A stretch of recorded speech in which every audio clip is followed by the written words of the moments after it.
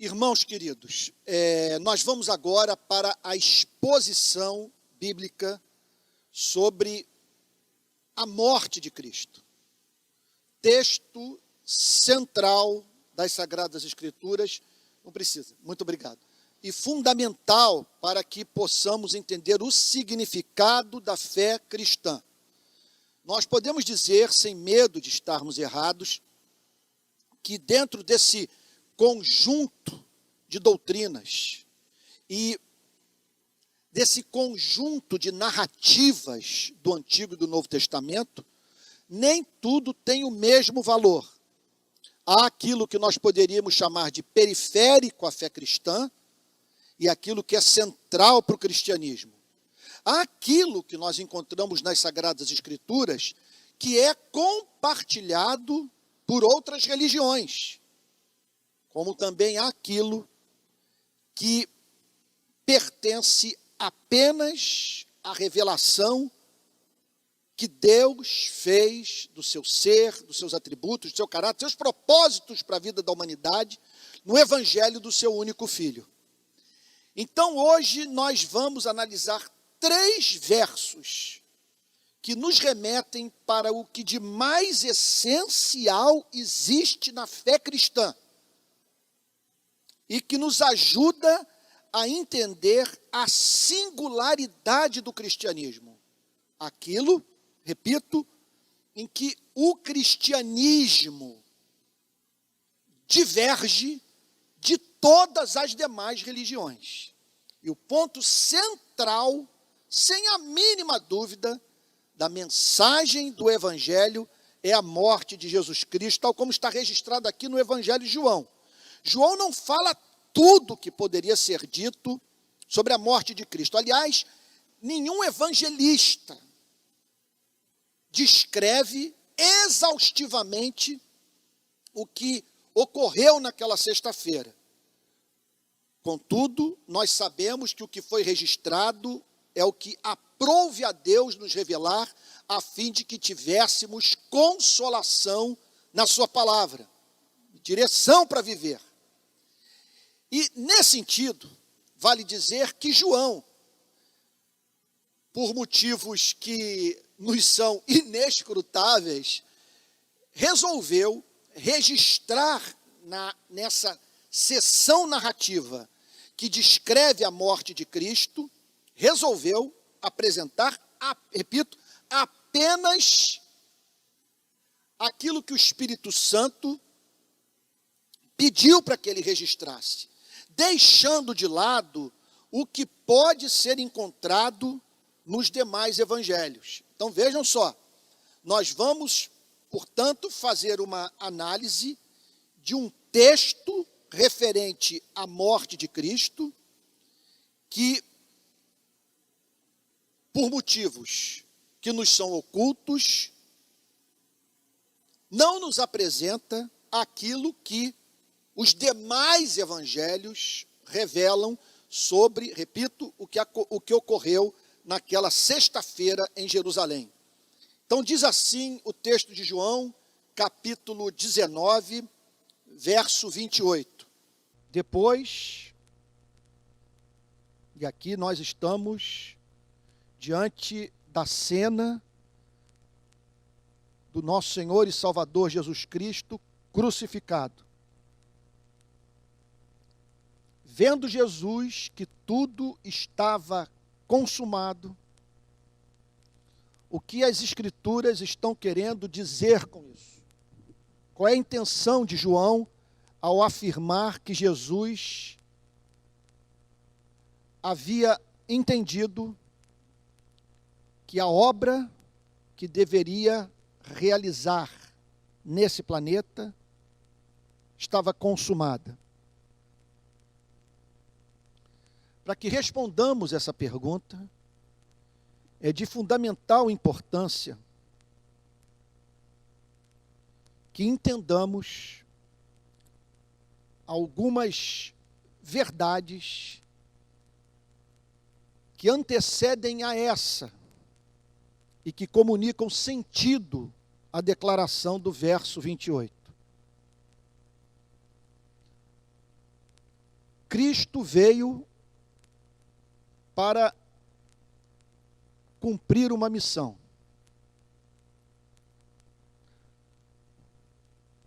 Por que foi necessário que o Pai enviasse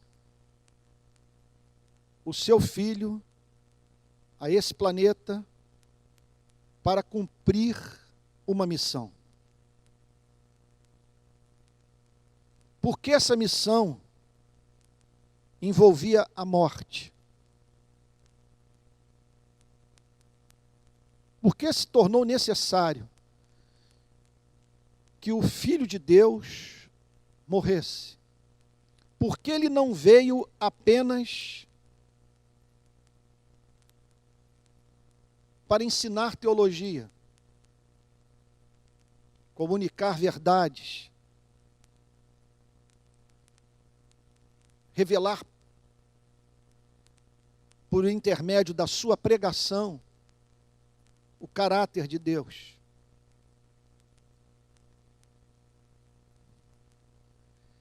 Essa intervenção redentora, salvífica, que demandava a morte de Cristo, se tornou necessária em razão de um acontecimento trágico ocorrido nesse planeta, cujos efeitos até hoje são percebidos pela nossa espécie. O que a Bíblia nos leva a crer é que num ponto da história surgiu nesse planeta um casal do qual toda a nossa espécie é descendente. O que a Bíblia diz é que esse casal foi posto num jardim que veio a ser chamado de planeta Terra. Então nós olhamos para as imagens enviadas pela NASA de Marte.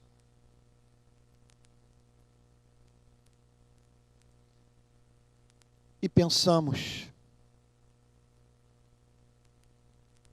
não conseguiríamos viver num planeta como esse. Onde estão os pássaros? Os rios? As árvores frutíferas? Os animais domésticos? As flores? As 4 estações do ano?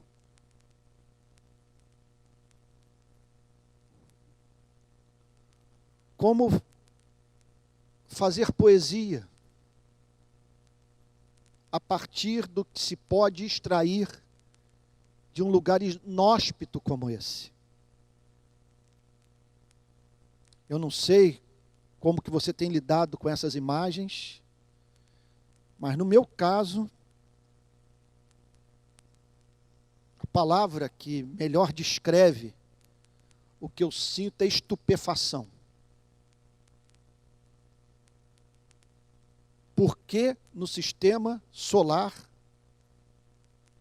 um único planeta deu certo do ponto de vista da existência dos seres humanos. E existência bem-aventurada. Existência plena, feliz, que faz com que homens e mulheres olhem para esse ponto azul no cosmos e sejam levados a dizer: eu estou em casa. Então Deus é descrito nas Sagradas Escrituras como uma mãe grávida que prepara o quarto para a chegada do bebê. O livro de Gênesis apresenta Deus de modo meticuloso, criando um lar para você e eu.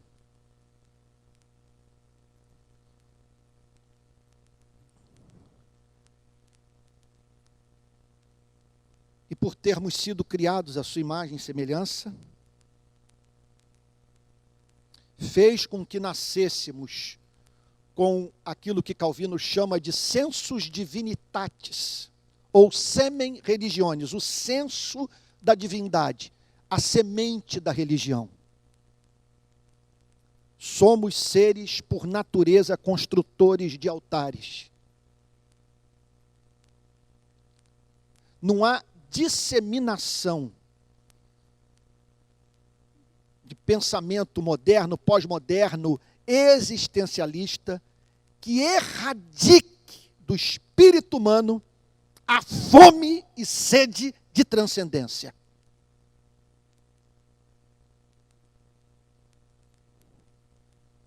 E Deus nos fez de uma tal maneira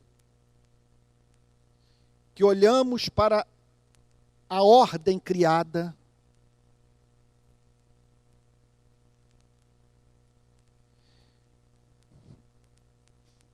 tanta riqueza, que eu fico aqui pensando qual o melhor caminho a tomar, qual a melhor descrição a fazer dessa glória. Deus nos fez de uma tal maneira que quando olhamos para esse planeta, em especial em contraste com as imagens de Marte, somos levados a dizer: os céus proclamam a glória de Deus, o firmamento anuncia as obras das suas mãos. Um dia discurso, outro dia, uma noite revela conhecimento, outra noite. Não há neles linguagem, nem palavras, nem deles se ouve nenhum som. No entanto, por toda a terra se faz ouvir a sua voz e suas palavras até os confins do mundo. Ou seja, esse planeta é uma Bíblia.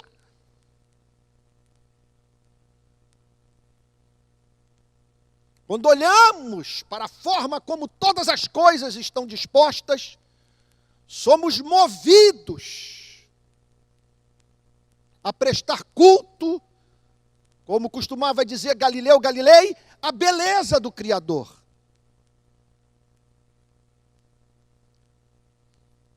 Contudo, por sermos seres feitos à imagem e semelhança de Deus, precisávamos de ter gente da nossa carne, partícipe da nossa natureza, a fim de que pudéssemos ter interlocução. Porque a felicidade só é plena quando compartilhada. E Deus, portanto, repito, ao nos fazer a sua imagem e semelhança, nos faz seres relacionais. Supriu a demanda de termos alguém do lado para o qual pudéssemos dizer: veja a beleza do lar que Deus criou para nós. E qual foi a desgraça que aconteceu? A partir de um ponto da nossa história, nós olhamos para esse planeta e perdemos de vista o culto que é devido ao Criador único dos céus e da terra.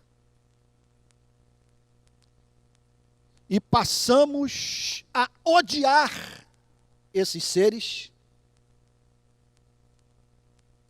sem os quais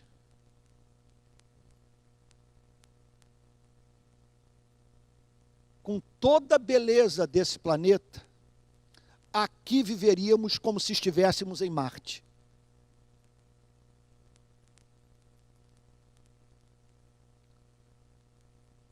Em teologia, o que eu estou descrevendo chama-se de queda. E se há uma doutrina que nós cristãos não devemos ter vergonha de proclamar, é a doutrina da queda. Qual é o diagnóstico bíblico? Que estamos doentes. Em que consiste a nossa doença? Na perda do amor. O amor pelo Criador e o amor por aqueles que foram criados à imagem e semelhança do Criador. Passamos a viver em função de nós mesmos, odiando a ideia de um universo teocêntrico, ansiando por um antropocentrismo suicida.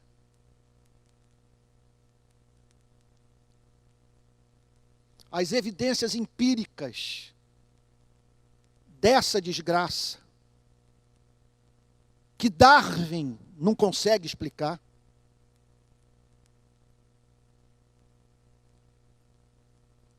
porque se esse planeta é hoje tal como sempre foi, nós veríamos como algo natural a lei do exemplar mais capaz da espécie prevalecer no mundo dos homens. Dizendo, por exemplo, que Adolf Hitler não estava enganado ao declarar que Deus havia revelado na natureza que o exemplar mais capaz de uma espécie deve prevalecer sobre os demais. E que, portanto, sendo a raça ariana o melhor exemplar da espécie humana, ela deve prevalecer sobre todos os demais seres humanos. Porque nós nos indignamos com isso. Porque queremos que o africano, o asiático, aquele que tem a pele da minha cor, seja tratado com dignidade.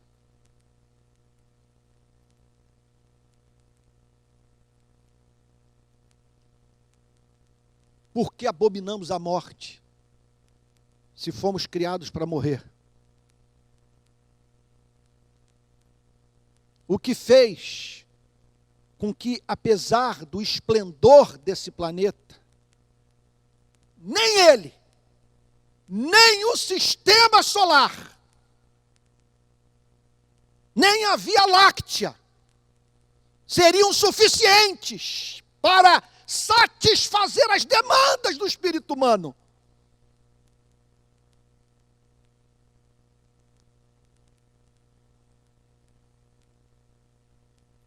Agora acontece que esse ser que já causou 2 grandes guerras mundiais, esse ser que por onde passa deixa rastro de sangue, esse ser liso, egoísta, esse ser perverso, esse é o escândalo da mensagem do Evangelho. É amado por Deus. A Bíblia revela que o Deus Criador ama os seres feitos à sua imagem e semelhança. No livro Mal-Estar na Civilização, me perdoe repetir algo que eu já disse recentemente, com acréscimo. Freud faz um ataque ao comunismo, dizendo a seguinte coisa: eu não tenho condição de dizer que a implementação do ideal de sociedade comunista beneficiará o crescimento econômico. Será bom para a economia algo dessa natureza. O que eu posso dizer, contudo, é que os fundamentos psicológicos do comunismo estão absolutamente equivocados. Porque a ideia de que a eliminação das classes sociais, do igualitarismo, eliminará os conflitos entre os homens, é psicologicamente insustentável. Porque na minha experiência clínica, estou convencido que o homem é, por natureza, egoísta. E o cristianismo, complementa Freud, é cruel ao pedir dos seres humanos que esses amem o próximo, porque nós não vemos motivos para amar os membros da nossa espécie. Contudo, embora o diagnóstico do pai da psicanálise, referente à natureza humana, seja muito semelhante ao diagnóstico do Antigo e do Novo Testamento, está lá o profeta Jeremias dizendo: por acaso pode o etíope mudar a cor da sua pele, ou o leopardo tirar as suas manchas? Se tal fosse possível, vocês poderiam praticar o bem estando acostumados a praticar o mal. O que o Evangelho tem a dizer, contudo, é que Deus ama os fervorosos adeptos do político que você quer ver morto.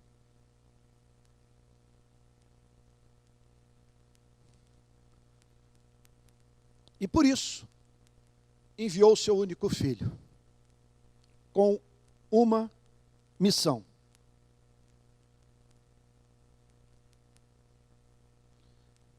os habitantes desse planeta estão debaixo da minha ira, da minha indignação.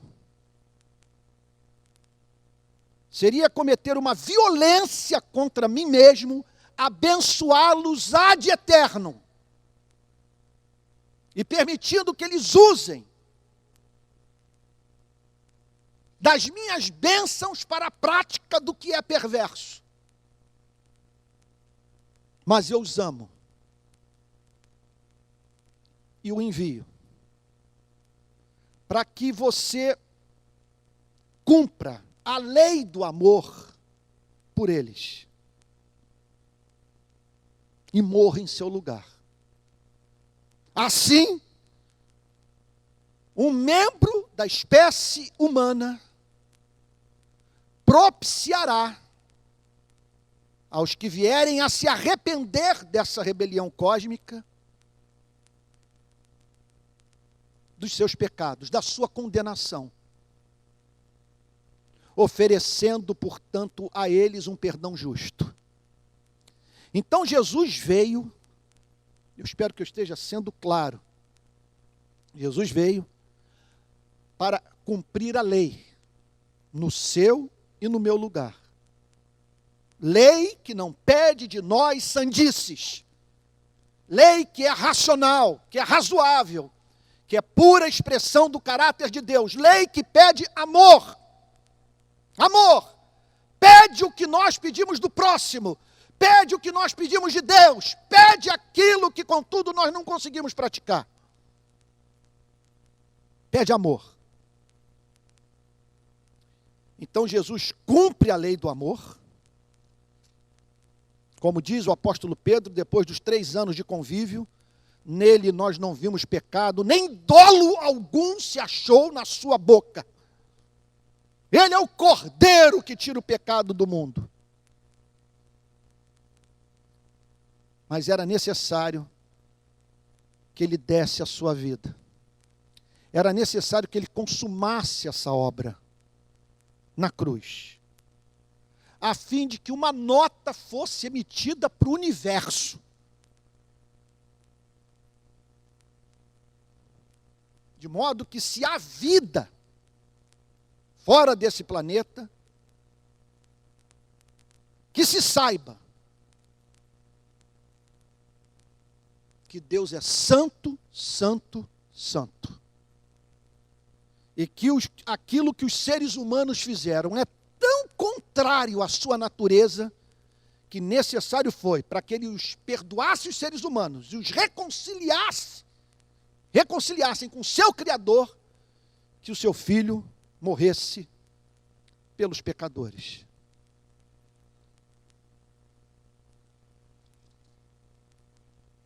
Depois, vendo Jesus que tudo já estava consumado, estava no madeiro, ainda não havia morrido, mas sabia que dali ele não escaparia,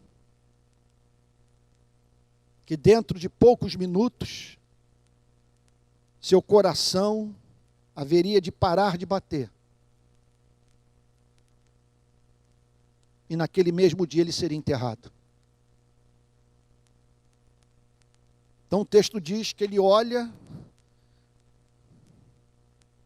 para si mesmo, para o Pai, para o seu povo naquele momento, e é levado a dizer que aquilo que o Pai o havia incumbido de fazer estava consumado. Finalmente passou por esse planeta um ser humano que em tudo fez o Criador sorrir.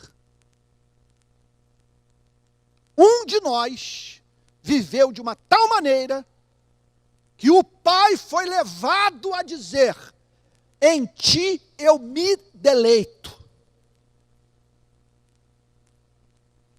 Vendo Jesus que tudo já estava consumado para se cumprir a Escritura. Por que se cumprir a Escritura? Porque Jesus não era apenas um preso político, que a sua revelia, por não dispor de recursos bélicos, foi torturado, crucificado e morto. O que ocorreu estava escrito. Portanto, nós somos remetidos para a gloriosa doutrina da soberania de Deus.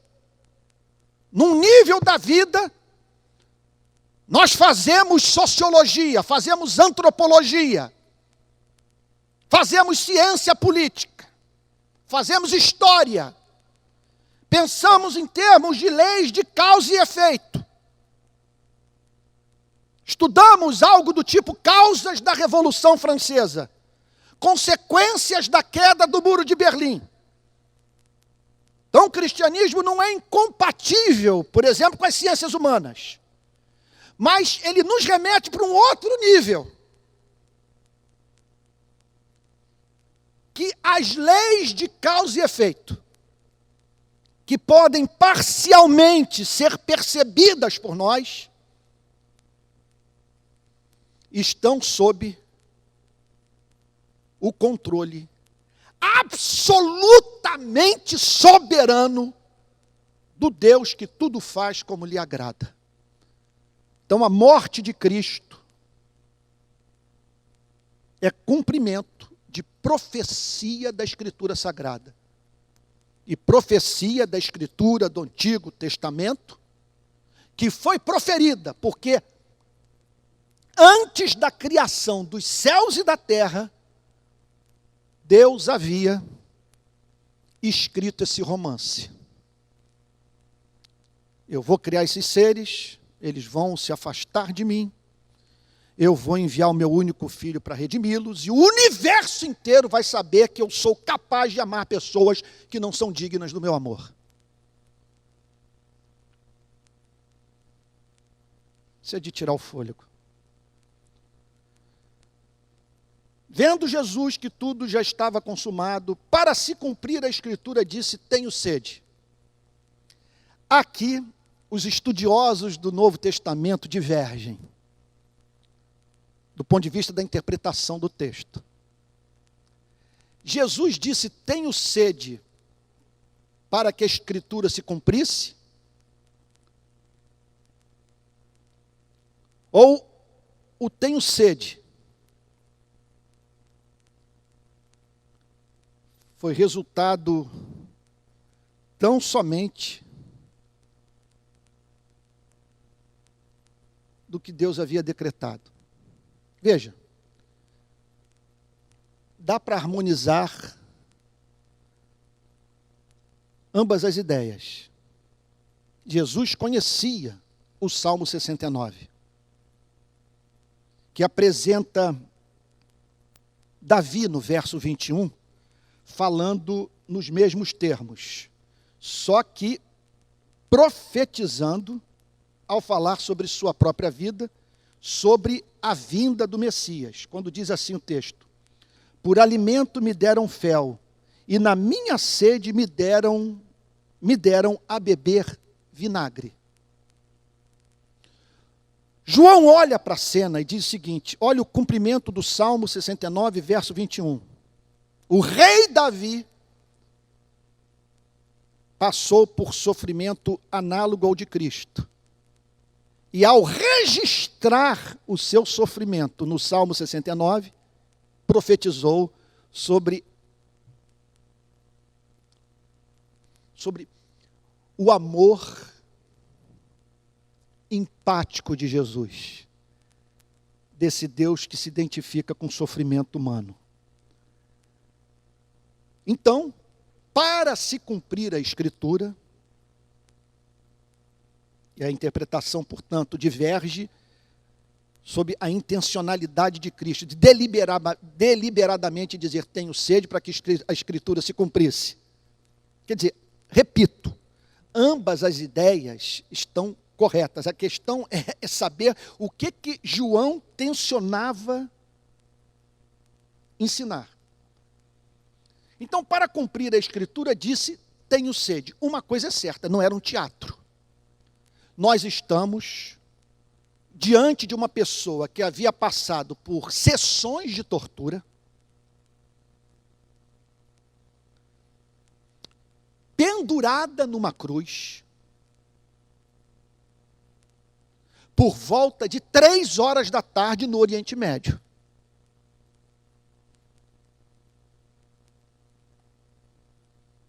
E é natural, portanto, que o Senhor Jesus pedisse água. E eu diria para você que eu só acredito num Deus de amor por causa dessa passagem. Porque ao dizer eu tenho sede,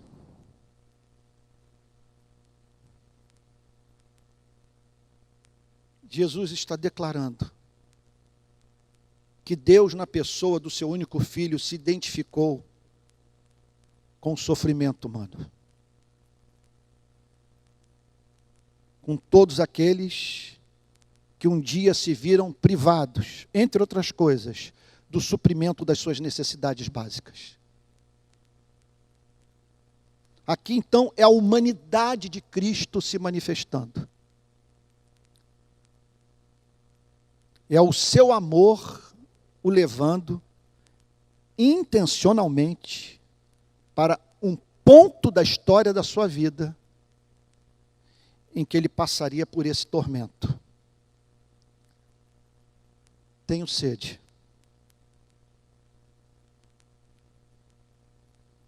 Que coisa bonita. E nem por isso nós o deixamos de amar. Por ele ter se mostrado vulnerável na cruz, nem por isso deixamos de admirá-lo, nem por isso deixamos de tê-lo como nosso grande general nas batalhas da vida. Estava ali um vaso cheio de vinagre.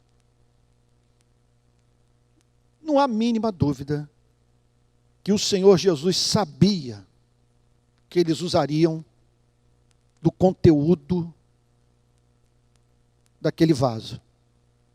Estava ali um vaso cheio de vinagre, um vinho amargo, segundo os historiadores, usado pelos soldados romanos. Então estava ali um vaso cheio de vinagre. É claro que a nossa mente é remetida, não sei como que é com você, estou dizendo aqui é claro, mas eu estou falando da minha experiência e penso que é a experiência de muitos nessa manhã. Você está pensando em Caná da Galileia, nas bodas, naqueles vasos, naquela água que foi transformada em vinho da melhor qualidade. Que salvador irresponsável botar tamanha quantidade de litros de vinho numa festa de casamento. Porque assim é Deus. Enche a nossa vida de prazer, a fim de que saibamos usar desses mesmos prazeres para a glória do seu nome, não os transformando em ponto de coesão da nossa vida, mas em caminho de expressão de gratidão ao Criador, usando dos prazeres da vida, em suma, responsavelmente. Estava ali um vaso cheio de vinagre. Ou seja, do produto da uva, aqueles soldados faziam o exato oposto do que foi oferecido em Caná da Galileia. Eu me lembro do sangue de boi que eu tomava na minha época de surfista, não tinha dinheiro para nada, me restava para ficar alucinado nas noites, tomar o sangue de boi. Hoje, quando eu saio com um amigo ou outro, sabe, às vezes aqueles que foram abençoados com os recursos deste século, têm acesso ao melhor vinho, pelo menos dentro das condições desses amigos, melhor vinho que possa ser oferecido, sabe, a um mortal como eu. Então, estava ali um vaso cheio de vinagre. Embeberam de vinagre uma esponja. Então, eles pegaram uma esponja e mergulharam, batizaram, batismo batista, pentecostal, batizaram a esponja, sabe, fixando-a num caniço de isopo. Interessante, porque o isopo era usado para a purificação de leprosos.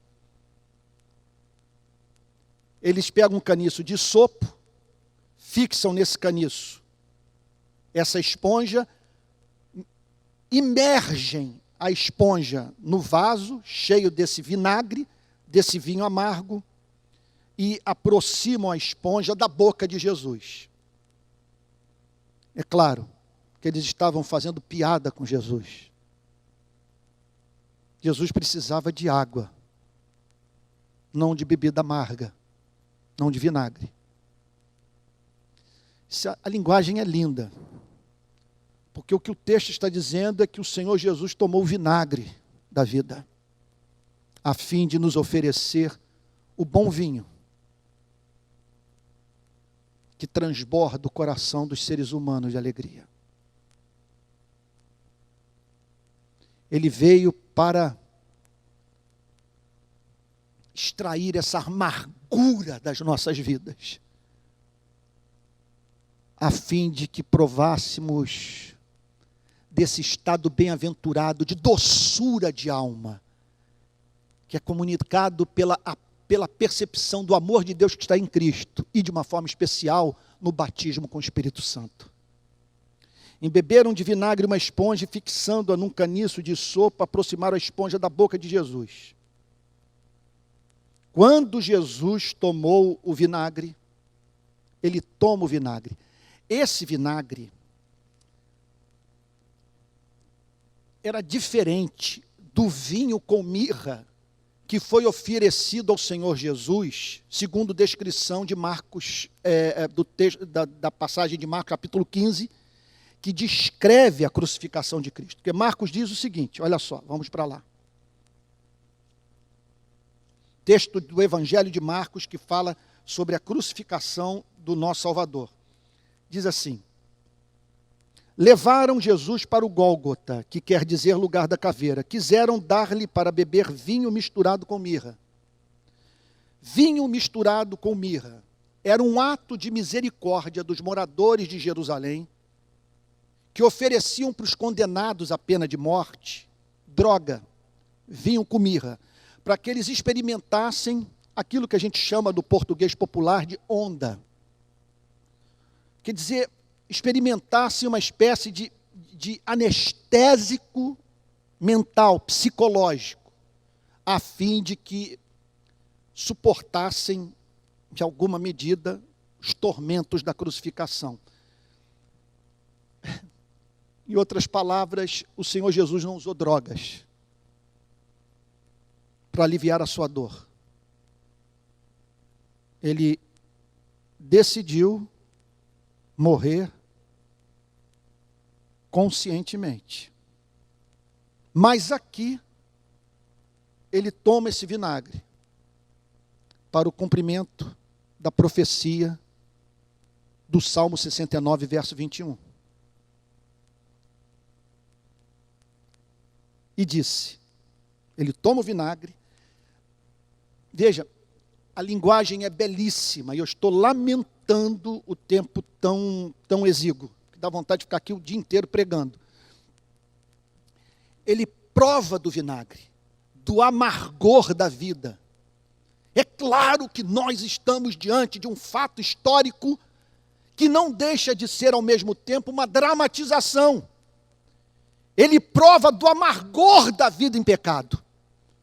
Porque, em última análise, todos os problemas que nós enfrentamos têm a ver com a decisão que nós tomamos de viver longe do nosso Criador. Lá estava Santo Agostinho, no limiar da formação da cultura ocidental, profetizando para a sua geração, para o mundo vindouro.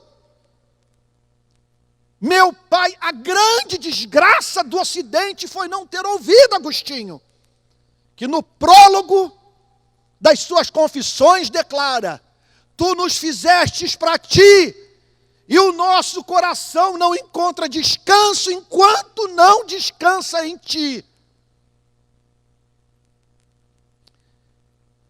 Jesus prova do vinho amargo e diz, está consumado. Meu Deus, está consumado. Eu não sei nem o que dizer, eu não sei que caminho escolher. Está me vindo um monte de imagem à mente, eu estou vendo o véu sendo rasgado de cima e embaixo.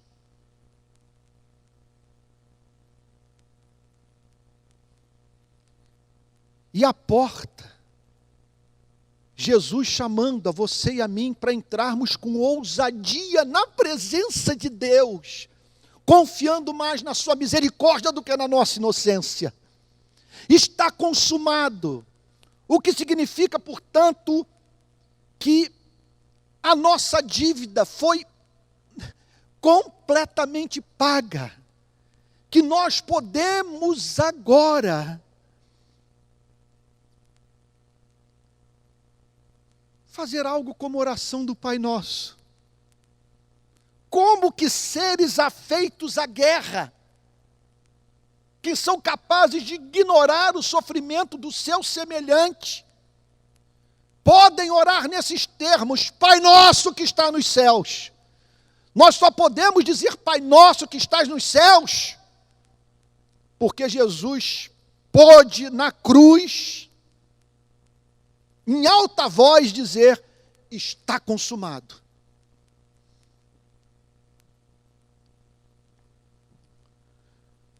O pacto da redenção foi cumprido. O objetivo da minha vida, da minha vinda, foi alcançado, pelo amor de Deus. Se alguém politizar essa passagem para você e tratá-la apenas em termos dos maus tratos que Jesus sofreu nas mãos dos soldados romanos, das autoridades judaicas, sabe, que seja anátema. Esse está consumado não se encaixa dentro dessa descrição. Esse estar consumado é soteriológico, isso é doutrina, doutrina da salvação. Isso é anúncio de perdão de pecados. Isso é evangelho. Não é um exemplo a ser seguido. É um sacrifício que foi feito, uma vida que foi oferecida a ser apropriada por você e por mim. Está consumado. O que significa, portanto, que você pode olhar para o indecoroso, que tanta vergonha traz ainda hoje à sua memória, e compreender que ele foi crucificado com Cristo. Você está livre do seu passado. Está livre dos dramas de consciência provenientes das suas fantasias de momento, das suas inclinações, daqueles dias em que você se sente tão moralmente frágil, tão vulnerável a desobedecer a Deus, que você é levado a dizer: Senhor, preciso de um milagre. Eu não estou dando conta dessa sedução. Está consumado. E ainda que você tenha cedido a ela, porque está consumado, uma simples confissão vem acompanhada da declaração do Altíssimo: nenhuma condenação há para aqueles que estão em Cristo Jesus. Se confessarmos os nossos pecados, se vocês confessarem os seus pecados, o seu Deus é misericordioso, é bom e justo para perdoar os seus pecados e os purificar de toda injustiça. Está consumado. E inclinando a cabeça, ele inclina a cabeça, entrega o Espírito. Pai, nas tuas mãos entrego o meu espírito. Eu diria o seguinte: que Jesus morreu para que nós possamos, no dia da nossa morte, dizer a mesma coisa. Pai, nas tuas mãos eu entrego todas as minhas lembranças, todas as minhas memórias. Nas tuas mãos eu entrego a minha personalidade, eu entrego a minha psique, eu entrego o meu eu, o meu ego, que nesse momento está se desconectando do meu corpo. Quer dizer, é algo muito diferente do filme Blade Runner, que eu revi essa semana. Todos estes momentos ficarão perdidos no tempo como lágrimas na chuva. Não é assim com o cristão. Por que não é assim com o cristão? Porque o nosso Deus é o Deus de Abraão, de Isaque e de Jacó. Ele não é Deus de mortos, Ele é Deus de vivos. A Ele toda honra, toda glória, todo louvor. Está consumado, nas tuas mãos entrego o meu espírito. Ele entregou o espírito, e porque está consumado, e nós nos reconciliamos com Deus através de Cristo, um dia nós vamos também poder dizer: minha vida é sua, estou me desconectando desse planeta, para viver sobre os seus cuidados, aguardando a redenção do universo. Eu peço assim que, meu Deus, que Deus o ajude, porque aprove a Deus que eu, com todas as minhas limitações, fizesse exposição de um texto sagrado como esse. Não pense que o que eu falei exaure o que o texto revela, e que é possível essa passagem ser comunicada de modo mais comovente, mais profundo, mais libertador. Mas que Deus o mova a colher o que for possível dessa pobre exposição bíblica, de modo que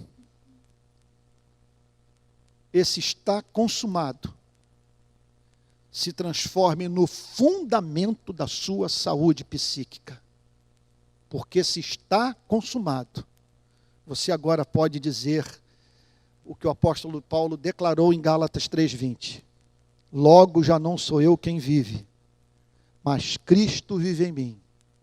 E esse viver que agora tenho na carne, vivo pela fé no Filho de Deus que me amou e a si mesmo se entregou por mim. Vamos orar? Pai Santo, envia a tua luz e a tua verdade, para que nos guiem e nos levem até o teu santo monte. Torna tudo isso real para nós.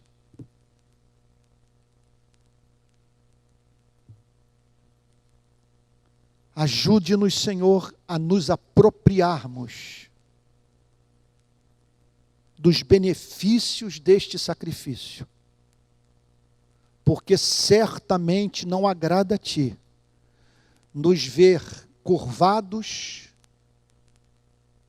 pelo fardo posto por Moisés nos nossos ombros, pela lei, por nos recusarmos, Senhor, a compreender que o preço pago foi alto, para que pudéssemos, Senhor, nos relacionar contigo como filhos e filhas do Pai nosso que está nos céus.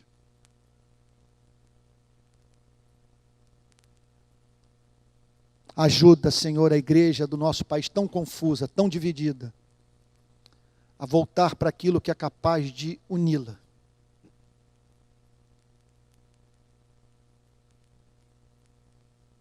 A cruz, Senhor. A revelação do Filho de Deus no Calvário. Faz assim, Senhor. É o que te pedimos em nome de Jesus. Com perdão dos nossos pecados. Amém.